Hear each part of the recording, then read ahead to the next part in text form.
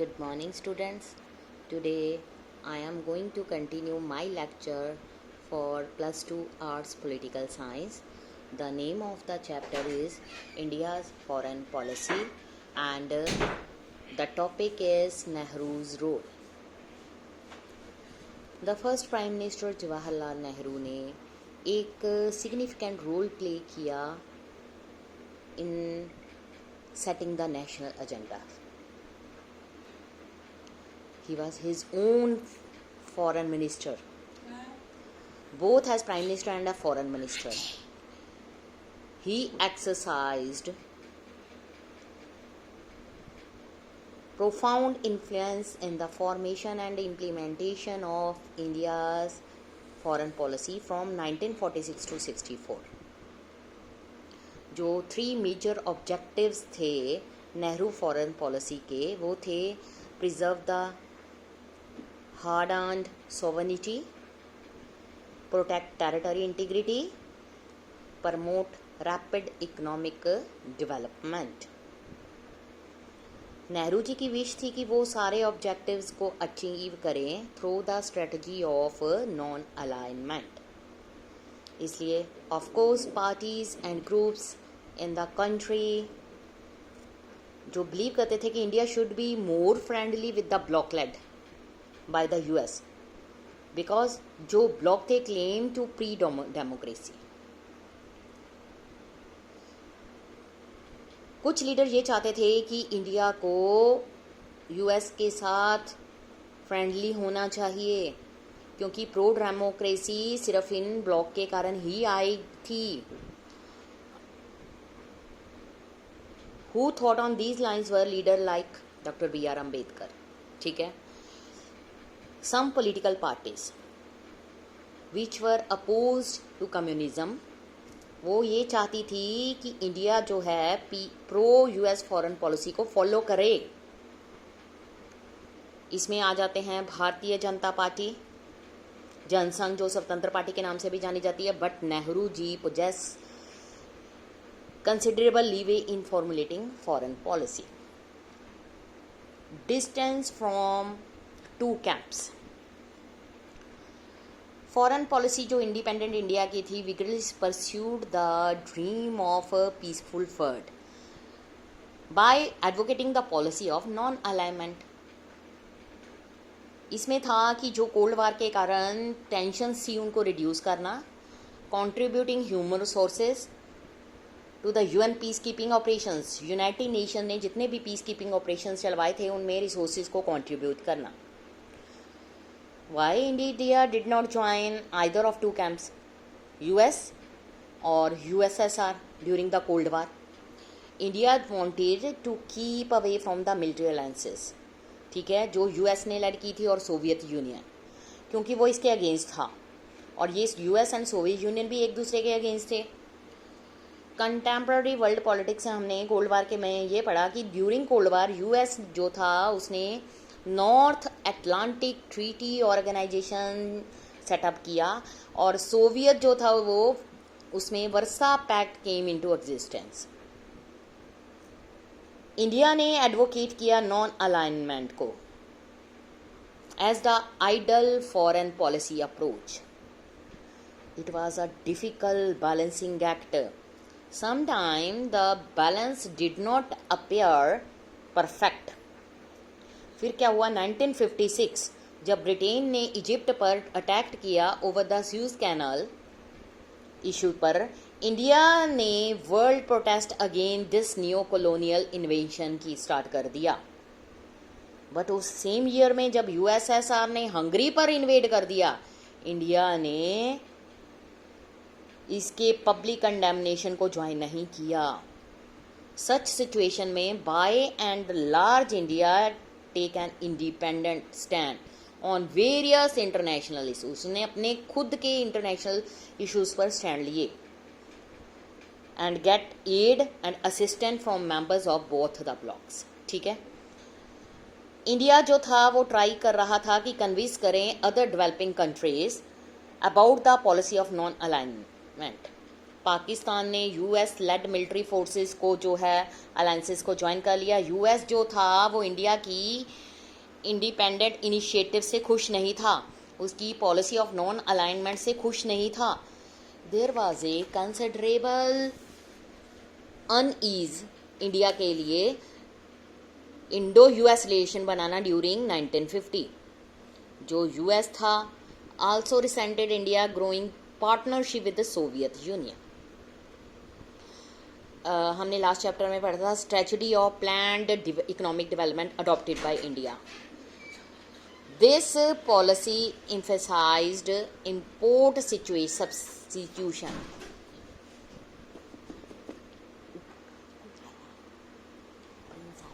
Import substitution ऊपर आया है, पापा को भेज. इम्पोर्ट सब्सिट्यूशन में क्या हुआ, इसने एम्फेसाइज किया developing a resource basement that export oriented growth was limited. Development strategy limited India's economic interaction with outside world. Next आ जाओ, एफ्रो एशियन यूनिटी क्या है. Yet given it size, location, powerful potential, Nehru ji ने envisaged major role for India in world affairs, especially in Asian affairs. क्यों?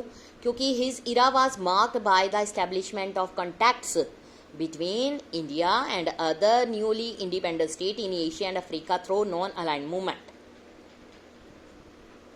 1940 से 1950 नेहरू जी ने advocate किया Asian unity को.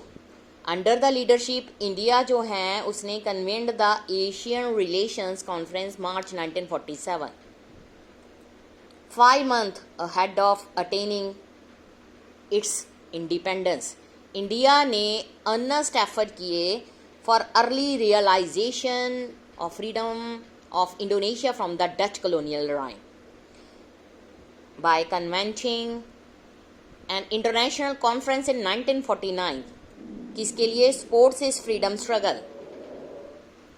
India was a staunch supporter. किसके लिए? डीकोलोनाइजेशन प्रोसेस के लिए.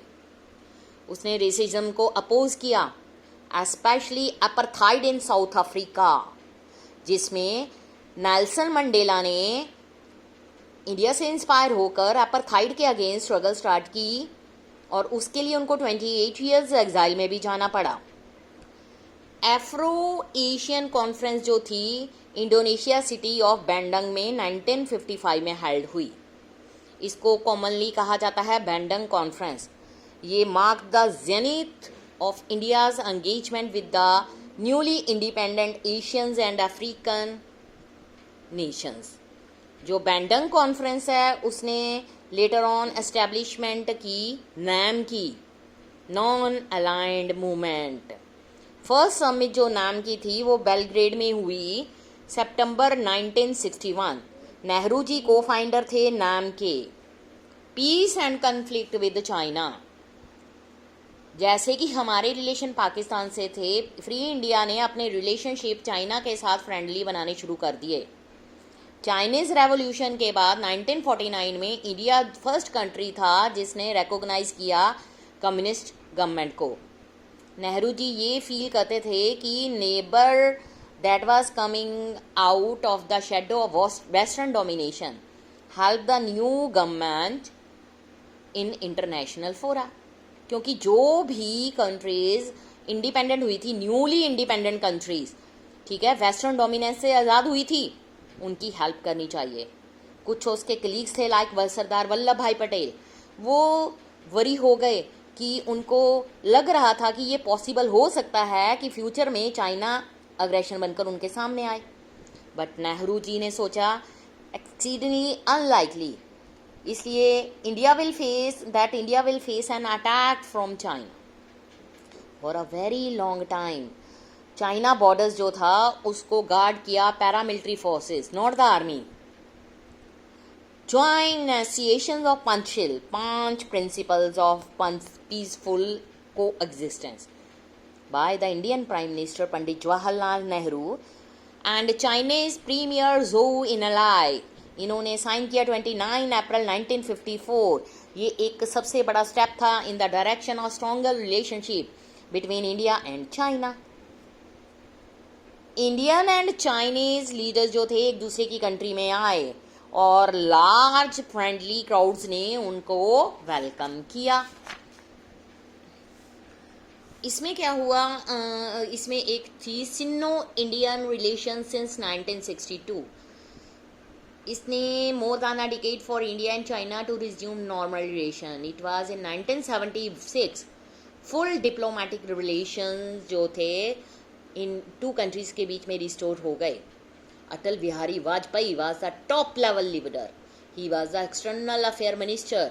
वो चाइना में 1979 में गए। लेटर फिर राजीव गांधी जब first prime minister after Nehru, वो become the first prime minister after Nehru, वो भी चाइना में गए। जो उस टाइम एम्फेसाइज था more on trade relation between two countries. इसमें चाइना और इंडिया में जो लड़ाई हुई उसके बारे में है। A small platoon of Indian army is rescued by the gypsies in Ladakh region. Enemy has surrounded their post. Captain Bahadur Singh and the gypsy girlfriend Kammu help the jawans vacate their post. Both Bahadur Singh Kammu died while resisting the Chinese, but the Jawans too are overpowered by the enemy and lay down their lives for the country.